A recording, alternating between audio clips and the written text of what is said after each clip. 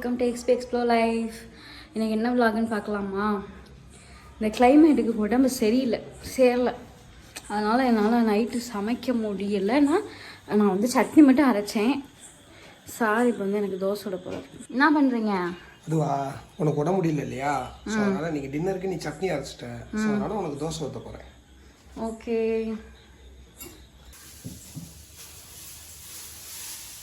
பாபா சூப்பராக தோசை சுடுவார்.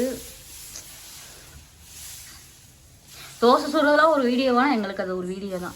பாபா இப்ப உங்க அம்மாலாம் பாப்பாங்கல்ல இந்த வீடியோ, என் மகன் போய் அடுப்படியில் நிக்கிறானே, என் மகனுக்கு போய் என் மகன் போய் பொண்டாட்டிக்கு சமைச்சு கொடுக்குறான்னு சொன்னா என்ன பண்ணுவீங்க? நான் என் ஒய்ஃபுக்கு நான் தான் சமைச்சு தர முடியும், வேற யார் சமைச்சு தர முடியும்? அது எப்படி?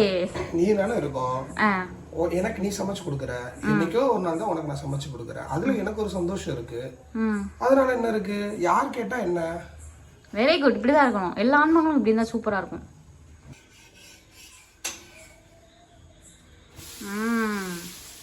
இந்த காலத்துல ஹஸ்பண்ட் ரவுண்டு தோசை யார் சுடுறா?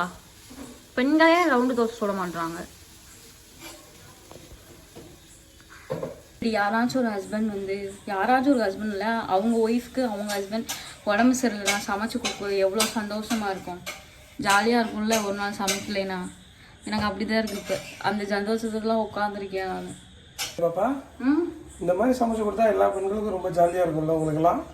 ஆமாம், எல்லா பெண்களும் இனிமேல் சமைக்க தெரிஞ்சவங்களே கல்யாணம் பண்ணுங்க. அப்போதான் வாழ்க்கை ஒரு நாள் அவர் சமைக்க ஒரு நாள் நம்ம சமைக்க ஜாலியாக போகும். உங்களுக்கு ஜாலியாக தான் போகும்.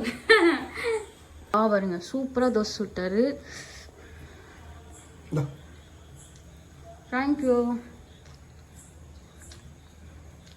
சட்னி சூப்பராக இருக்கு. யார் வச்சா? சட்னி நீ தான் வச்ச. நீ வச்ச சட்னினால சூப்பராக தான் இருக்கு. போதும் என்ன உனக்கு உடம்பு தான் நம்மள சாப்பிட விட முடியாதுன்னு கேட்பாங்க. அப்புறம்